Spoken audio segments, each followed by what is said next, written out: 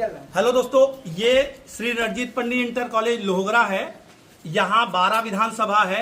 ये यहाँ के मैनेजर साहब है, प्रिंसिपल साहब यहाँ अभी थे, यहाँ से भाग गए हैं प्रिंसिपल साहब, और कहा यह जा रहा है कि एडमिशन नहीं होगा। ये भाई साहब कक्षा 9 में अपनी बिटिया का एडमिशन कराने आए थे और इनकी बिटिया यहीं कक्षा 8 में पढ़ रही थी। और ये भाई साहब कह रहे हैं कि यहाँ लड़कियों का मान्यता नहीं है, लड़कियों का एडमिशन नहीं होगा, जबकि ये सब अभिभावक है। इनकी भी बेटी कक्षा 8 में है, 9 में जाना चाहती है। इनकी भी बेटी कक्षा 8 में है, 9 में जाना चाहती है। इनकी भी बिटिया का देखिए कक्षा 8 की मार्कशीट यहीं है और सब लोग यहाँ हैं। और जबरदस्ती इन भाई साहब की टीसी काट दी है। इनसे पूछिए कि अपनी बिटिया का एडमिशन कराना चाहते हैं कि टीसी लेना चाहते हैं। आप लोग नाम लिखाना चाहते हैं कक्षा 9 में टीसी कौन काटा है? अपनी मर्जी से जबरदस्ती दे दी है। हमको भी बोला जा रहा है कि आप टीसी कटा लीजिए, कहीं और एडमिशन कराइए।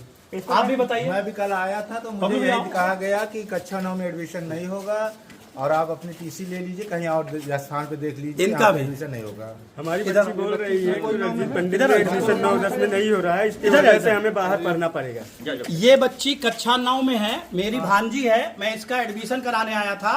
प्रबंधक जी बैठे हुए हैं। प्रबंधक जी का कहना यह है कि हम एडमिशन नहीं करने देंगे। प्राइवेट स्कूल खोल लिए हैं, यहाँ के कक्षा 5 के बच्चों का एडमिशन, कक्षा 6 के बच्चों का एडमिशन, 7, 8, 9 का एडमिशन अपने प्राइवेट विद्यालय में कर रहे हैं। 11, 12 में फिर से यही लड़कियों का एडमिशन कर रहे हैं। ये भाई साहब कह रहे हैं, इनकी रिकॉर्डिंग है। ये भाई आपका नाम बता दीजिए, आपका नाम बता दीजिए। अपना शुभ नाम।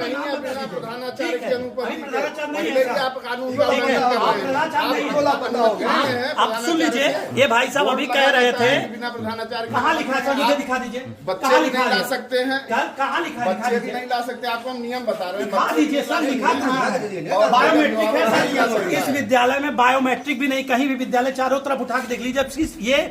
ये डीआईएस साहब का शासनादेश है और ये कह रहे हैं कोई भी रिसीव नहीं करेंगे, बायोमेट्रिक नहीं है ना। तो बायोमेट्रिक कहाँ है बता दीजिए। चलिए देख लीजिए चालू है कि नहीं, आइए दिखा दीजिए, आइए दिखा दीजिए।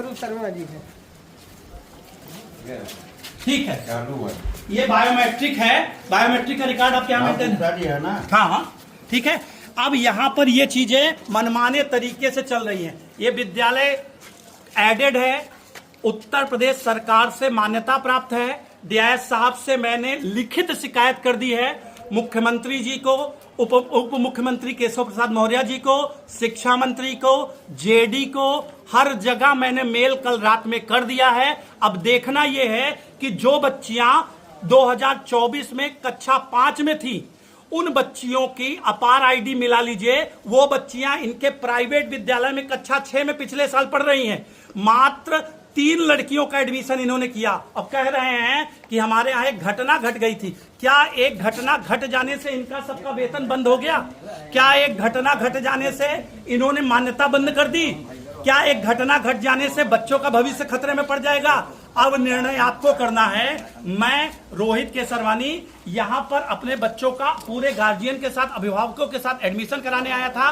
प्रिंसिपल साहब कार्यवाहक हैं। सर, आपने प्रिंसिपल के लिए वहां पर अध्याचन दिया कि नहीं विद्यालय की?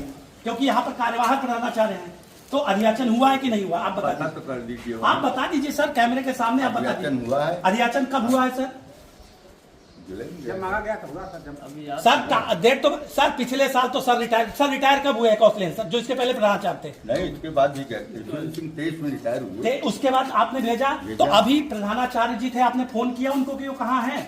विद्यालय में नहीं है। आपको जानकारी, आप तो यहाँ पर नियोक्ता है सर, आपको जानकारी है वो कहाँ गए हैं? काहे के लिए जानकारी करना? सर तो आप, हम उनसे मिलने आएंगे ना, मिलने। सर तो आप फोन कर लीजिए ना सर, आइएगा सर फोन कर लीजिए, एक फोन तो करिए, वीडियो रिकॉर्डिंग चल रही है, फोन तो कर लीजिए। कहाँ है? फोन नहीं करते हैं सर, फोन कर लीजिए। इतने आप ये बताइए ना कि हाँ यहाँ पर थे, हम लोग को देख कर पता होगा। अब मैं बता दूं, प्रबंधक जी ने यहाँ पर प्रधानाचार्य जी को भगा दिया है। जब हम आए तो उसकी हमारे पास वीडियो रिकॉर्डिंग फोटो है, जो वहाँ पर ये देखिए कह रहे हैं जो उखाड़ना हो उखाड़ लीजिए। ये इनकी सबका बढ़िया है, जो करना कर लीजिए। ठीक है, जो करना हो कर लीजिए, जो करना हो कर लीजिए। आपने कहा नहीं, हमने ये कहा कि हमारे आने के पहले वो यहाँ नहीं। सर मेरे पास रिकॉर्डिंग है थे। आप रिकॉर्डिंग कुछ भी ठीक है। चलिए, ये इस विद्यालय की कंडीशन है। इस विद्यालय में सरासर भ्रष्टाचार हो रहा है। बाहर जो मार्केट बनी है वो भी विद्यालय की जमीन पे बनी है।